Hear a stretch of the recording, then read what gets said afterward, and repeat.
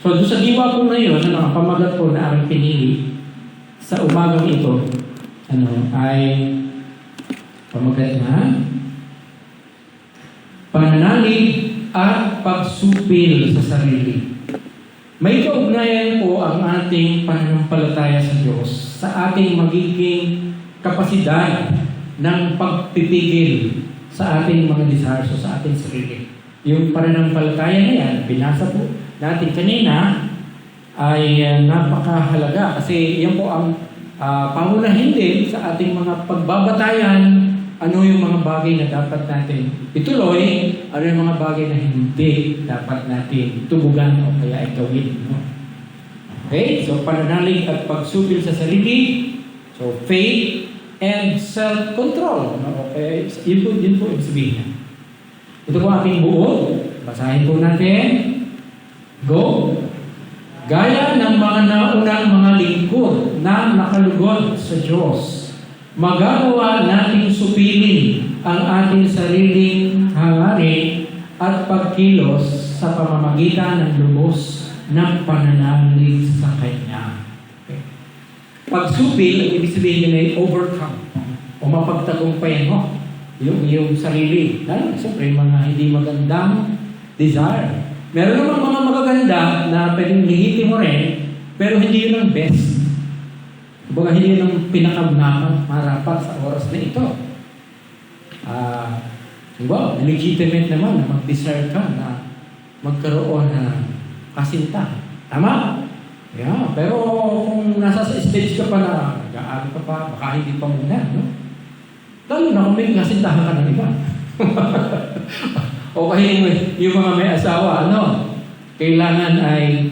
So, meron na mga limitasyon yung ating mga gustong gawin. Dahil, meron tayong mga nalaman, lalo na yung mga pamantayan ng salita ng Diyos sa atin. So, yung pagsupil. Paano nyo sinusupil ang inyong sarili? Yan. So, English po ang ating magiging mga points, kasi English po yung gagamitin ko mga persons. Una, what is faith? Ano nga ba ang pananampalataya o pananalig? Batay po sa ating verses sa chapter 11. Sabi doon, ang sumulat, now faith is the substance of things hoped for, the evidence of things not seen. Pananampalataya. Sa Tagalog po ay yung katibayan ng mga inaasahan. Inaasahan, pero hindi nakikita. Okay? May mga naasahan ka, pero hindi mo nakikita ng iyong naked eye. So may doon po nakapaloob yung pananampalataya. Pag kami pananampalataya ka, naniniwala kang totoo ito kahit hindi mo nakikita pa. Okay po ba yun? Marami naman tayo mga nakita na. Kaya nga ang pinakakaraniwang motto po ng mundo ay to see is to believe. Di ba? Pagka nakita mo, saka paniniwalaan. Halimbawa, siguro, kung tatanungin ka, naniniwala ka ba na may buwan, may moon? Siyempre, nakikita mo eh. Naniniwala ka ba, halimbawa, na mayroong lugar na ang pangalan ay Kazakhstan? Siguro, naniniwala yun dahil narinig mo na, nakita mo sa mapa. Pero hindi mo natin nakita. Diba? Hindi naman tayo nakapunta doon. Pero dahil marami ang naniniwala din tayo. At meron din mga sulat. Then, may mga picture na ngayon. Mas ano na po ngayon ang knowledge ngayon eh. Kasi bukod sa mga letra lang, may mga picture pa ngayon. At iba, video pa. Para ka na rin nakarating doon sa bansa ngayon. Di ba? Pagka nanonood ka. Tumutala nung una-una. Long time ago, hindi ganun eh. So, karaniwan po ay based sa visible eye. O kaya sa senses. 5 senses natin. Kaya, dali natin paniwalaan. Sabihin natin, scientific din. Ang batayan noon. Pero paano nga yung mga konsepto o ideya na hindi natin nakikita? Halimbawa, naniniwala ka ba sa pag-ibig? Na may pag-ibig? Tama, nakikita mo ba ang pag-ibig? Katampanan. Diba? O kaya ay yung mga kaisipang ganon, kapayapaan. So yung mga ano, hindi mo naman mailarawan sa isang picture lang, pero alam mong totoo, di ba? Alam mong existing yon sa karanasan natin. So, siguro doon sa part na yun, papasok yung pananampalataya. Parang hindi mo nakikita, pero totoo ito. Ito ay, ibig sabihin lang din ay nagtitiwala kang lubos sa katotohanan ng isang bagay. At yun po, yung evidence of things not seen. At kailangan po, meron din tayo, bukod, may mga bagay na hindi nakikita. Meron namang mga nagpapatotoo doon sa hindi nakikita, na nakikita. Halimbawa, yung mga kasunod po. Kaya po yung sabi doon, for by it, sa pamamagitan ng pananampalataya, the elders obtain a good testimony. Sino po yung elders na sinasabi doon? Yun po yung mga babanggitin sa susunod ng mga tauhan. Sina Abraham, sina Moses. Kaya elders, yung mga naunang tao sila at mga naunang lingkod ng Diyos sa Biblia. Okay? Sa mga Old Testament. At nagkaroon daw sila ng mabuting patotoo sa harapan ng Diyos dahil sila ay nanampalataya. So yun po ang faith. Ito ay evidence of things not seen. So ano yung ebidensya? Tingnan natin, ha? Ngayon, how faith is demonstrated? Paano ba ito na ipapamalas? O paano ito kumikilos nga? May mga example ko na binanggit. Sabi ito, by faith, we understand that the worlds were framed by the Word of God, so that the things which are seen were not made of things which are visible. Yeah, so, ito po nananampalataya ka sa Diyos kapag naniniwala ka na ang mundong ito na nakikita natin ay nalikha sa pamamagitan lamang ng salita ng Diyos. Yun. Of course, hindi naman natin narinig yung nagsalita ang Diyos. Pero may nakasulat. At yun ang nagpapatotoo doon sa ginawa ng Diyos. At yun daw, lahat ng nakikita natin ay mula sa mga hindi nakikita. Ano yun? Yung tawag ko doon sa theology, ex nihilo. Nihilo, parang out of nothing. Nilikha ng Diyos ang lahat mula sa wala. Dati wala sa existence, nagkaroon ng existence dahil sinabi ng Diyos. Naniniwala pa ba kayo doon? Of course. At ang paniniwala natin yan ay nakabatay dahil sinabi rin ng salita ng Diyos mula sa aklat ng Genesis. In the beginning, God created, kasunod? The heavens and the earth. Diba sabi ko, dapat sa lahat ng verses yan sa ulalim natin. Yan ang unang verse sa Bible. At yan po ang dapat unang maipaalam sa lahat ng tao. Dahil hindi po lahat ay ganoon ang paningin sa nangyari. So, kagaya din noon, yung nakikita natin ngayon ay mula sa hindi nakikita. So, kumbaga, kung isipin mo, alin ang superior? Yung nakikita o hindi nakikita? Kung ang mga nakikita natin ay mula sa hindi nakikita, alin ang mas superior? Di ba? Kasi kung siya ang gumawa ng hindi nakikita, yung hindi nakikita. Dahil hindi natin nakikita ang Diyos. Kaya yung ibig sabihin, mas superior ang hindi nakikita. At yun po yung mga katotohanan patungkol sa Diyos. Kesa sa nakikita natin. Dahil galing nga sa hindi nakikita. Pero in reference yun sa ating mata. Pero sa Diyos, lahat naman nakikita niya.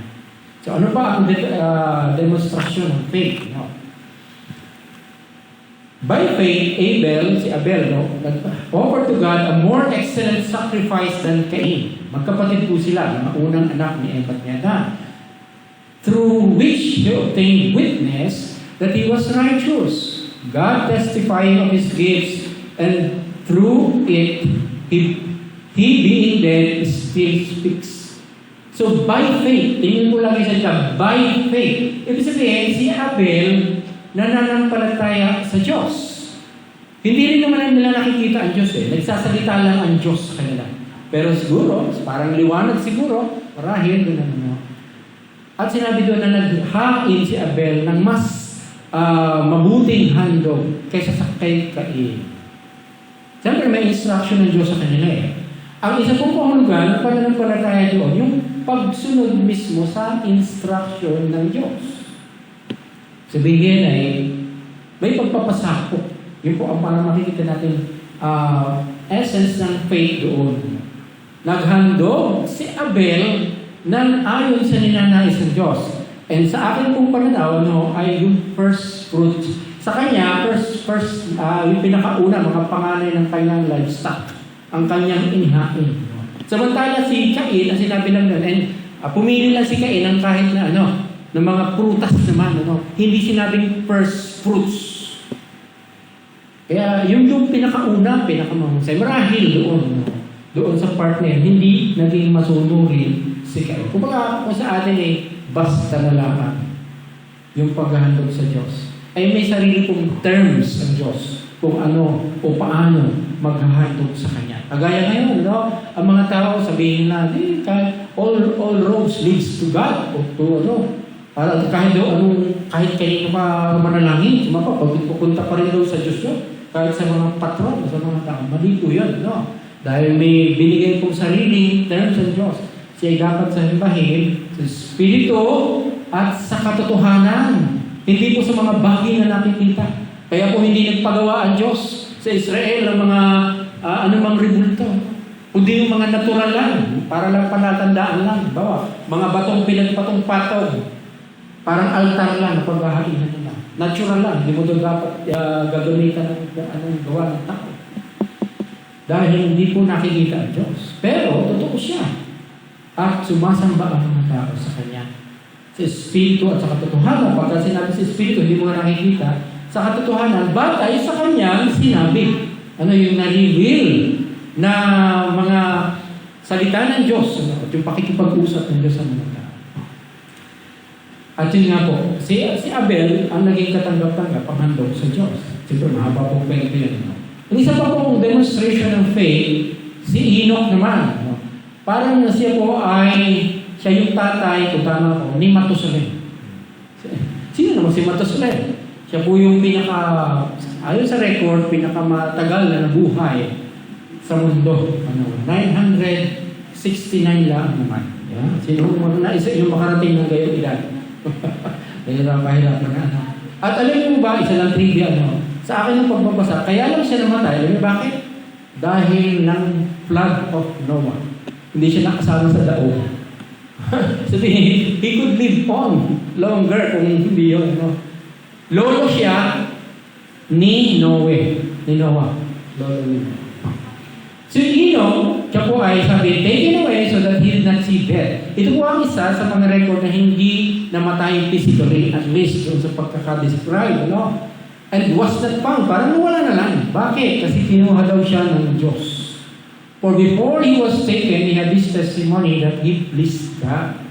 Ang isa po pong verse sa lumati pa, sabi doon, and Enoch walked with God. Walk. Ang ibig sabihin ng walk, hindi lang sa lumakad na kasbayan, hindi namuhay na kasama ang Diyos at naging kalugod-lugod sa Diyos. Sabi, naging obedient siya at naging mapagsamba siya sa tunay na Diyos. Dahil doon, kinuha na siya ng Diyos. Pagkakaya ikaw ay naging kalugod-lugod sa Diyos, kukunin ka na pa sa Diyos. Siya naman po nabuhay ng parang 300 years pa, and then for 65 years, sabi doon, Enoch walked with God, and God took him. May layunin mo ang Panginoon. Bakit ganun? Pero ang ibig sabihin lang, he pleased God. Yun ang kapahayagan ng kanyang pananampalataya, nagbigay ng kaluguran sa Diyos ang kanyang buhay. Marahil talagang siguro isa siya sa pinaka-example ng quiet time. Lagi gusto niya kausap ang Diyos. Lagi gusto niya na makipakinggan ang mga sasabihin ng Panginoon. Dahil nung una po, parang verbally, orally, nagsasalita ang Diyos, naririnig ng tao. Pero nung dumating na isang dilim, hindi na gano'n. Gumagamit na lang ng mga propeta para makipag-usap ang Diyos. So, ang pananampalataya po ay siyang nagbibigay ng kaluguran sa Diyos. At yun po ang necessity of faith, ang kahalagahan ng pananampalataya niya. Kung sa mundo, to see is to believe. Sa isa pong nananampalataya is to believe is to see. Pagka nanampalataya ka, makikita mo. Kakaiba po yun sa misa. Narinig ko yung kapitbahay ko. Hanapin mo yung walang yun, ha? Pag di mo nakita yun, makikita mo. Pag pinapagalitan yung anak, may naiwala yata. Pero pagka tayo po ay nanampalataya, naniwala tayong totoo ang Diyos, saka po nagkakaroon ng reality sa ating paningin, lalo yung mga pangako ng Diyos sa ating buhay. At nadadama natin siya. At ito nga po, nilikhang ito. Kaya, sabi niya sa Biblia po, yung kapangyarihan ng Diyos ay nahahayag sa pamamagitan ng kanyang mga nilikha. Di ba? Tumingin ka lang sa mga bundok, sa mga dagat, sa mga buwan, bituin, lalo na sa araw, yung energy na meron ng araw. Kung isipin mo, gaano kakapangyarihan ng lumikha niyan, na pamula pagkalikha na hindi nga tumigil sa pagbibigay ng liwanag at ng init sa mundo. So how much more yung Creator? So nag-express po ng glory, ng majesty and power ng Diyos ang lahat niyang mga nilikha. Kaya kapag nananampalataya tayo na siya ang lumikha, unti-unti na nakikilala natin siya sa kanyang kapangyarihan. Pero dumating din naman ang sandali na ang Diyos ay hindi lamang sa pananampalataya mo makikita, kundi dumating din sa pamamagitan ng Panginoong Hesus na nakita visibly ng mga tao ang Diyos sa katauhan ng Panginoong Hesus. And the Word became flesh. Diba?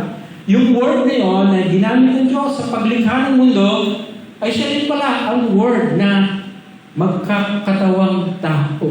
At yung ating Panginoong Hesus. At nakita siya ng mga tao. So, napakahalaga po ng pananampalataya. Kaya sabi po sa verse 6, basahin po natin muli. But without faith, it is impossible to please Him. For he who comes to God must believe that He is and that He is a rewarder of those who diligently seek Him. Diyan po ay pinapakita na ng tanging hindi may pananampalataya po magbibigay ng kaluguran sa Diyos. At maunawa na ang Diyos ay nag-i-exist. Sabi ko doon, for he who comes to God must believe that He is. Ibig sabihin, lagi siyang buhay. Siya ay nandiyan palagi. And that He is a rewarder. Siya ay mabuti at nagbibigay ng gantimpala sa mga humahanap sa Kanya. Yun po yung kapahayagan ng pananampalataya. Dahil hindi natin nakikita sa ating mata ang Diyos, pero hinahanap natin siya sa mga Kanyang mga nilikha. Yung mga patunay ng Kanyang kapangyarihan, ng Kanyang kadakilakan, ng Kanyang kabanalan, and then, eventually, ng Kanyang pagmamahal. Dahil naunawaan natin na sinugo ng Kanyang Diyos ang Kanyang anak para tayo ay iligtas sa ating kasalanan. Tayo, ng mga napalayo sa Panginoon dahil sa kasalanan, pamula pa nung kay Adan at kay Eva, sa kanilang pagpili ng kanilang sariling gusto, di ba? Tapos yung mga sumunod na tao, ganun din. Mas pinili ang kanilang sariling gusto hanggang sa ating panahon. Kaya nagkasala. Pero dahil sa pag-ibig sa atin ng Diyos, gumawa siya ng paraan para tayo ay matubos sa kasalanan at maibalik sa Kanya. Yun po ang ninanais ng Diyos. At kaya po siya ay nagbigay ng hindi naman ang creation, yan po ang tinatawag na general revelation ng Diyos, kagaya ng pag-aralan namin sa Bible Doctrines, nagbigay pa siya ng special revelation. Ano po yun? Ang Biblia. Na pasulat na mga salita ng Diyos at mga karanasan ng mga taong pinangunahan ng Diyos. At dito po nahahayag ngayon, objectively, ay mapangahawakan, mababalik-balikan ng mga kapahayagan ng Diyos para ang tao po ay magkaroon ng tunay na pananampalataya. Either ito po ay narinig natin o kaya ay nabasa natin. At sabi nga po ni Apostle Pablo, faith comes by hearing, and hearing is by the Word of God. Doon po nagmumula yung pananampalataya, di ba? Ikaw ba, paano ka nakapanampalataya? Hindi naman automatic na basta ka nalang nagpunta dito sa church. Siguro na-imbitahan ka, pero eventually, meron ka narinig. Doon ay pinapahayag ng Diyos. And then eventually, nadagdagan pa. Hanggang sa yung pananampalataya mo yun, tumitibay, lumalago, hanggang nagbubunga na sa iyong buhay. So yun po yung pananampalataya, at ito po yung nagmumula rin sa kapahayagan ng Diyos.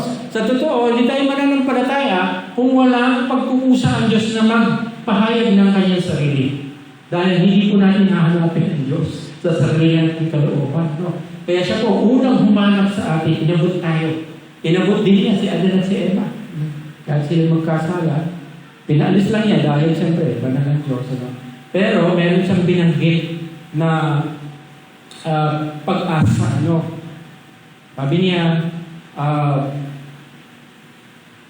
Sabi niya ay yung binhi ng babae, magiging anak, ay dudurugin yung ulo ni Satanas.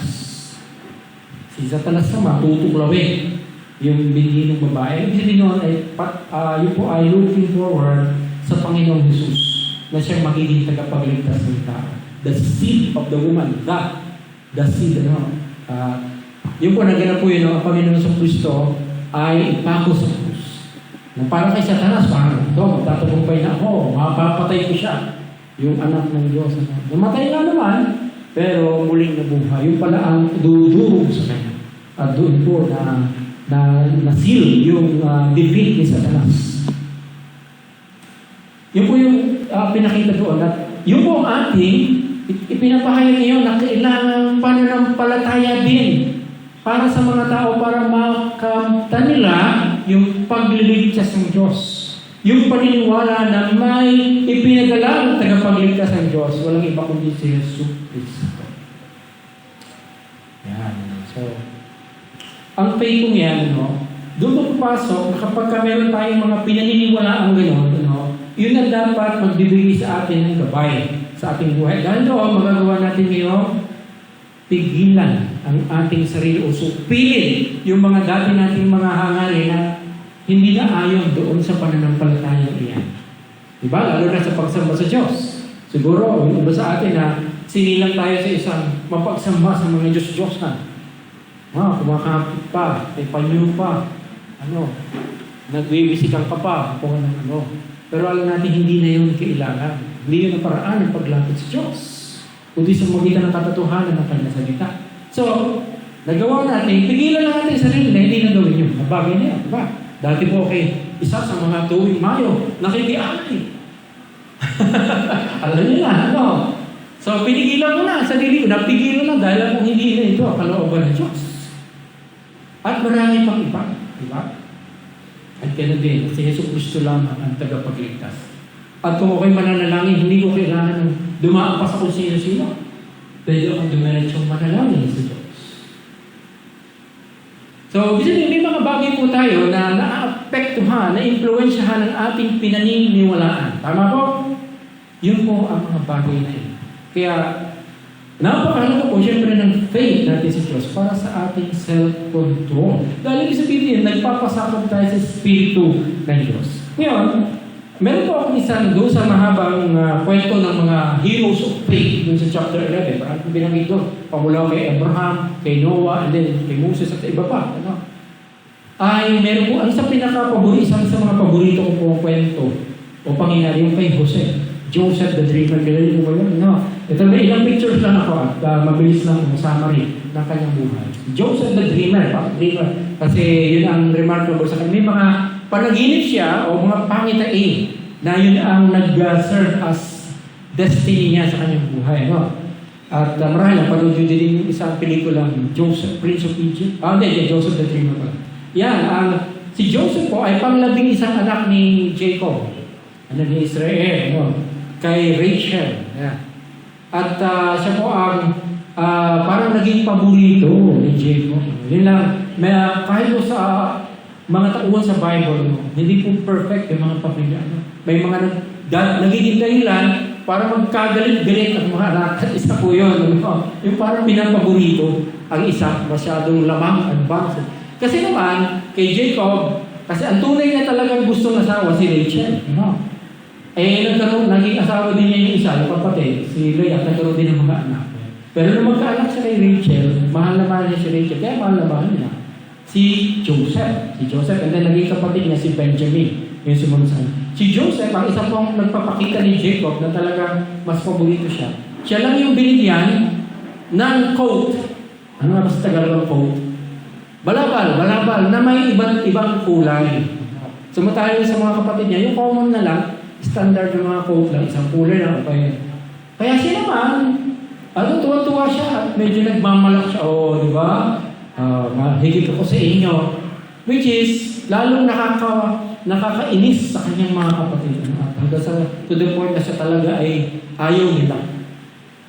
Kumbaga, parang naka-insulto pa sa kanila yung pagmamalaki niya. Na siya lang daw ang binigyan ng kanyang tatay ng gano'n. 12 po magkakapatid. Actually, may isang babae. And then, sa isa po sa mga panaginip ni Jose, ay relate to me, sa kanyang mga kapatid, nakapanaginip daw siya ng 12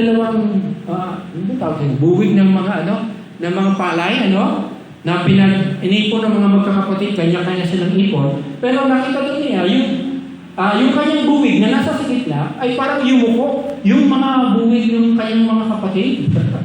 Na parang alam na agad naman ko yung sabihin, parang yumuyo ko sa kanya, parang siya ay napapasailalim sa kanya. Kaya nagalit ibig ba sabihin, kami magiging under mo. Parang gano'n. Pero sabi yun lang na panaginip ko Okay?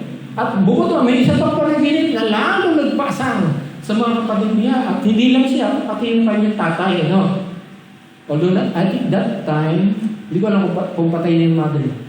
Nandun na panaginip niya sa parang sa space naman, doon ang buwan ng araw at mga 12 bituin. Pero napansin niya, yung isang bituin na kumukutikap at makulay, ay parang nakayuko doon yung iba pa, pati yung araw at buwan. Ay narinig ni Jacob, pati ba ako? Ay yuyuko sa iyo? Pero sabi ni Joseph, hindi lang naman, yung panaginip ko, sinabi lang niya.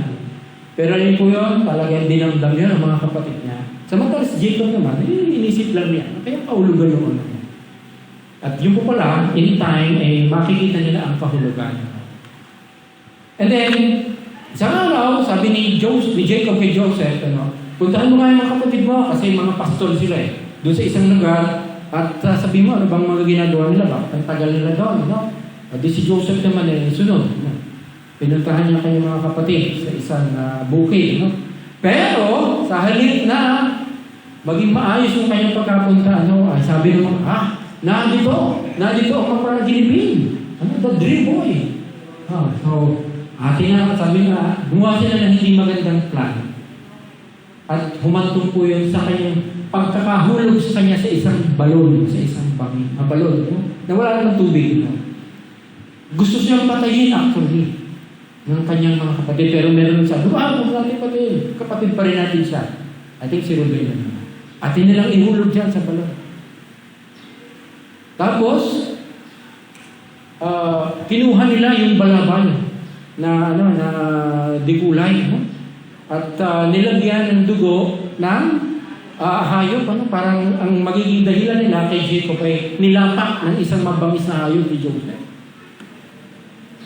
At inihulog nga nila. Pero sa pagkahulog niya, may isa pa rin kapatid niya na plano na siya ay alisin doon. Dahil ayaw niyang mamatay. Meron namang nagmalasakit din kahit isa. Bagamat galit din sa simula. Ang ginawa na lang, pero habang wala yun, yung kapatid na yun, yung mga kapatid niya iniahon, at ipinagbili na lamang sa dumadaang nomads, doon sa disyerto. Parang pagbili bilang alipin. At papunta po yun sa Egypt. So talagang nagmamakaawa si Jose, may iyak, pero wala na yun. Nadala na siya. Pinagbili. At nadala na siya sa Egypt. And then nung dumating yung kapatid niya, hinanap siya, wala na. So gumawa na nga lang sila ng paraan para sasabihin kay Jacob na siya ay namatay, pinatay ng mabangasan. Well, so shortcut ko na lang po. Pagdating sa Egypt ni Jose, siya ay pinagbili naman sa isang Egyptian na may katungkulan doon, si Potiphar. At ito naman si Jose, dahil sa tinanggap niya yung kanyang faith, yung kanyang naranasan naging masipag siya. At patuloy siya nagtiwala sa Diyos. Kaya siya ay pinaunlad ng Diyos at naging tagapamahala siya ni Potiphar. Pero may challenge pa rin po. Ito naman, yung asawa ni Potiphar, lalaki siyang tinutukso. At dumating sa punto na kailangan tumakbo ni Jose. Pero nakuha ng asawa ni Potiphar yung kanyang damit. At dahil po doon, marahil alam niyo rin na nakulong si Jose. Kahit sa kasalanan, wala naman din naman yung ginawa. Siya ay sinabi na pinagtangkaan niya yung asawa ni Potiphar. At dahil doon, siya ay pinakulong ni Potiphar. Pero hindi ko na po dinagdagan yan. Half pala na story na. Pero sa story po niya, ay natuto po yung kapahayagan ng kanyang patuloy na pananampalataya sa Diyos. Kahit na napakahirap ng kanyang mga pinagdaanan. Una sa kanyang sariling pamilya. Yung siya ay suklaman at pinagtangka ang patayin. Diba? Kung kayo po lalagay sa kalagayan. Ano yung mga mararamdaman mo? Pero, it seems, doon po yung pananampalataya ni Jose sa Diyos. Marahil na ikwento sa kanya ng kanyang ama, si Jacob. At yun po ang pinanghawakan niya. At doon po yung kanyang resolve na magtiwala sa Diyos. Kaya sa kabila ng kanyang mga naranasan, at kahit nga doon sa Egypt, makaranas pa rin siya ng unfair treatment. Nakulong siya sa hindi na kasalanan. 2 years siyang nakulong. Pero eventually, naging gumawa pa rin ang paraan ng Diyos. Nagamit pa rin yung kanyang paraan ng pag-explain ng dream naman ng iba para siya ay makaalis doon at mapapunta kay Paraon. Dahil doon, i-interpret din yung dream ni Paraon na magkakaroon ng famine for 7 years ng una abundance and then for 7 years famine. At dahil doon, siya mismo ginawa ni Paraon na pinaka-leader. Sunod sa kanya. So, in advance ko na po sabihin na doon po yung promotion nyo sa kanya at nakita niya eventually na yung pala yung magiging katuparan ng kanyang mga dreams. Dahil nung panahon ng tagutong, dumating yung mga kapatid niya para bumili sa Egypt ng mga butil ng pagkain at siya pinuno, hindi siya kilala. Tapos yung host na niya. Yung mga kapatid niya bilang pagkain sa kanya siya kasi pinakalimutan. So nakikita na niya sa ito yun Yun ang panaginip ko na. Pero hindi siya nagsasalita. Hindi siya nagpakilala. Eventually, marami pong kwento yan. At siguro, gusto ko po yung maging series eventually sa messages. Dahil napakarami tayo natututunan. Eventually, dumating yung buong angka ni Jacob, which is ang pinaka-plan po na Diyos, overall plan, is save ang lahi ni Israel sa panahon ng tagutong. Kaya ipinauna niya si Joseph. Diba? So, nagpapakita lang po yun na yung mga pangyayari sa buhay natin, tayo man may kagaya ni Joseph, pero may plano po ang Diyos na hindi man natin nakikita ngayon, eventually mauunawaan din natin. Ang kailangan lang ngayon, manampalataya tayo sa Diyos. Kahit anong nararanasan natin, kahit anong pagsubok sa pamilya ko, sa iyong pagtrabaho, marahil dumaranas ka ng mga pagsubok mo. Pero kung nagtitiwala ka sa Diyos, maipagkakatiwala mo sa Kanya, He can work all things together for good. Di ba? To those who love Him. At yun po yung sinasabi nga po sa Romans 8:28 na parang yan po isang mismong summary ng buhay ni Joseph. At isa rin, yan po yung pangunahin ko rin favorite verse. Okay, bago makinapalataya. Sabi ko doon, and we know that all things work together for good to them that love God, to them who are called according to His purpose. Yun. Umiibig ka sa Diyos. Si Joseph po, iniibig niya ang Diyos. Nananalig sa Diyos. Kaya nga niya, hindi siya napahulog sa tukso nung asawa ni Potiphar. Sabi niya, bakit gusto mo ako magkasala sa Diyos? Di ba? Pagka po tayo nagmamahal sa Diyos, ayaw natin makagawa ng kasalanan sa Kanya. Kaya lalayo tayo. Iiwas tayo sa mga tukso. Yun po, doon papasok po yung ating self-control. Magagawa natin pagtagumpayan yung mga tukso dahil sa pagmamahal natin sa Diyos. Ayaw natin saktan ang kalooban ng Diyos. Kagaya ng Diyos. Kaya saan man tayo naroon, at kung tayo man ay parang nagigipit, sa ating o parang natutokso ka na parang kumapit sa patalim, yung tinatawag na sige, gumawa na ng illegal na mga bagay. Yung iba, to the point na pinagbibili na nila kanilang sarili o ang kanilang katawan, yun po ang mga tukso. Pero kung magtitiwala ka sa Diyos, kaya mo magtagumpay yan at meron o gagawin mabuti ang Diyos. Amen po ba? Yan po ang pangako sa atin ng Panginoon.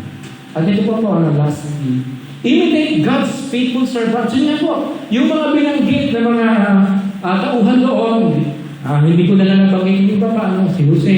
Therefore, we also have this verse chapter 12. Since we are surrounded by so great a cloud of witnesses, yung mga heroes of faith sa Old Testament, ang sinasabi dyan kung sila yung great cloud of witnesses. Mga makapal na ulap ng mga saksi na parang sila yung nakamasid sa atin. Sabi na, nakatapos na kami sa aming pananampalataya. Kayo naman, let us lay aside every weight and the sin which so easily ensnares us. And let us run with endurance the race that is set before us. So parang pinipicture ng isang takbuhan, sa isang arena. O yung takbuhan na marami ang nanonood para sila yung mga witnesses. Diyan na sinasabi nila, yung mga heroes of faith, na para tayo ngayon mga tumatakbo. Tayo ngayon ang nasa race ng ating buhay. At sinasabi, marami tayong saksi na ng pananampalataya. Kasi sila ay, bagamat nahirapan, nanatili silang tapat sa Diyos. Kahit hindi nila nakaktan in their time yung actual na mga pinangako ng Diyos. Halimbawa, lalo na pagdating ng Messiah. Sa panahon na natin, dumating o sa panahon ng bagong tipan. Pero nanatili silang tapat. Looking forward doon sa pangako ng Diyos. Sa Panginoon Jesus. Kaya naman, we are looking backward. Sa dumating na Mesiyas. Faith din po yun. Di ba? Hindi naman natin nakita ipinako ang Panginoon Jesus. Di ba? Pero naniniwala tayo. Kaya yung faith po pareho lang sa lumang tipan, sa kila Abraham, they are looking forward to the coming Messiah. Faith yun. Naniwala sila sa Diyos. Tayo pa, we are looking backward sa Messiah na dumating. Yun po ang faith. Kahit hindi natin actual na nakita. Pero salamat sa Diyos may record at nakita natin yung consistency nito sa history. At dahil po doon, meron po tayong batayan para magpatuloy tayo na nananampalataya sa Diyos. With endurance. Sabihin kasi mahirap May mga bako-bako sa daan natin, may mga pagsubok, may mga tukso, pero pwede nating pagtagumpayan niya sa pamamagitan ng ating pananampalataya sa ating Panginoon. Amen po ba? And then, ang pinaka-ultimate natin example, ultimate model ng ating pananampalataya, ang paglilingkod, sabi sa verse 2, looking unto Jesus, the author and finisher of our faith, who for the joy that was set before him, endured the cross, despising the shame, and has sat down at the right hand of the throne of God. Ang Panginoong Jesus mismo po, ang ating perfect example ng self-control. Nagawa niya. Hindi siya nagkasala, yun po patunay. Sabi doon, sa lahat ng aspekto, siya'y tinukso, pero hindi siya napahulog sa tukso. Hindi siya nagkasala. Sige, nagawa niya, iset yung kanyang mind sa mga bagay na nakalugod-lugod sa Ama. At yun po ang ating halimbawa na dapat natin matulanan. Siya daw mo na author and finisher. Siya nagsimula. Dahil sa kanya tayo nanampalataya at lulubusin niya yung pananampalataya ito hanggang sa kanyang muling pagbabalik. Tayo lang ang magtiwala sa kanya. Mahirap po ang dinaanan ng ating Panginoon Jesus. Pero sabi doon, dahil sa kagalakan nakikita niya na tayo ay maliligtas sa kanyang sakripisyo. Kaya itinuloy niya. At ngayon, siya po ay nasa kanan ng Diyos, nasa glory. One day, babalik po muli siya. Yan po ang karanasan o kasaysayan ng pananampalataya na nais ng Diyos na ating patuloy na makamtan, maipakita sa ating buhay. Nang sa gayon, tayo po ay magtagumpay at yun po ay kapartner ng ating self-control, ng ating pananampalataya. Kaya po, pananampalataya at pagsupil sa sarili. Kasi yun po yung batayan natin, nais natin bigyan kaluguran ng Diyos. Ayaw natin magkasala sa Diyos. at nais natin gawin ang pinapagawa sa atin ng Diyos. Ano po ang tugon natin? Mula po sa Proverbs 3:5-8. Ito po ay pamilyar sa atin. Basahin po natin. Verse 5, go. Trust in the Lord with all your heart and lean not on your own understanding. In all your ways, acknowledge Him and He shall direct your paths. Magtiwala po tayong lubusan sa Diyos. Buong puso na. Huwag na tayong mananan sa sarili natin kaalaman. Kundi higit sa lahat sa salita ng ating Panginoon. Do not be wise in your own eyes. Fear the Lord and depart from evil. Yun po kasi ang patunay ng nagtitiwala tayo sa Diyos at natatakot sa Kanya. Ayaw natin ng masama. Ayaw natin ng masamang gawa. Ayaw natin ng anumang uri ng pandaraya. Diba? Minsan pagka tayo nagigipit na, parang natutokso tayo, gumawa na rin ng pandaraya. Diba? Lalo kahit sa mga pag-a-apply sa trabaho. Diba? Diba? Gumagawa ng mga credential na wala naman. Hindi naman siya pumasok sa school na yun. With honor pa yata nakalagay. Alam mo natin yan, kadami ginagawa lang sa Raon o sa Quiapo, di ba? So pagka ito ay mananampalataya, any form ng kamalian, hindi totoo, hindi mo gagawin. Pero, marahil, may kilala na rin tayo, kahit mga Kristiyano, nahuhulog yun, ano? Dahil lamang sa parang desperado na. Sana po, huwag tayo mahulog doon. It will be health to your flesh and strength to your bones. Yun, kapag po tayo ay patuloy sa pagtitiwala sa Diyos, kalusugan yun sa ating katawan at sa buong pagkatao natin. Literally, kapag ka naman tayo hindi nagtitiwala sa Diyos, minsan lumalabas sa ating katawan din yun, nagkakasakit tayo. Di ba? Dahil lagi tayong bagabag, lagi tayong alala, nangangamba, na baka hindi tayo makasurvive kung hindi natin gagawin yung ilang mga bagay na alam naman natin hindi dapat. Parang gusto natin mag-shortcut. Piliin pa rin po natin yung tama sa paningin ng Diyos. Hindi mo ibig ng pananampalataya. It is choosing what is righteous in the eyes of God. Kahit anong panahon. May mga pagkakataon na ang kapahayagan ng pananampalataya, manindigan ka sa pinaniniwalaan ng totoo. Kahit ang ibang tao hindi. Kung pinaniniwalaan mo isang bagay totoo, at yun ang pinapagawa sa iyo ng Diyos. Yun ang gawin. At least, palagay ko sa buhay ko, naranasan ko na rin. Kahit na yung mga pagpapasyang iyon ay maaaring maka-apekto sa iyong buhay, kahit sa iyong pamilya. Pero kung alam mo, yun ay ginawa mo bilang pagsunod sa Diyos at bilang alam mo totoo, palugod-lugod yun sa Diyos. At in time, ipapakita sa iyo ng Diyos na tama, i-honor ka ng Panginoon. So humble yourselves before the Lord and He shall lift you up.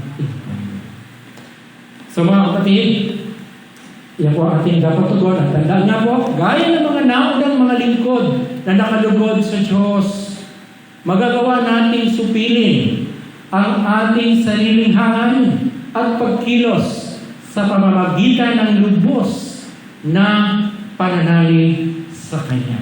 Amen po ba?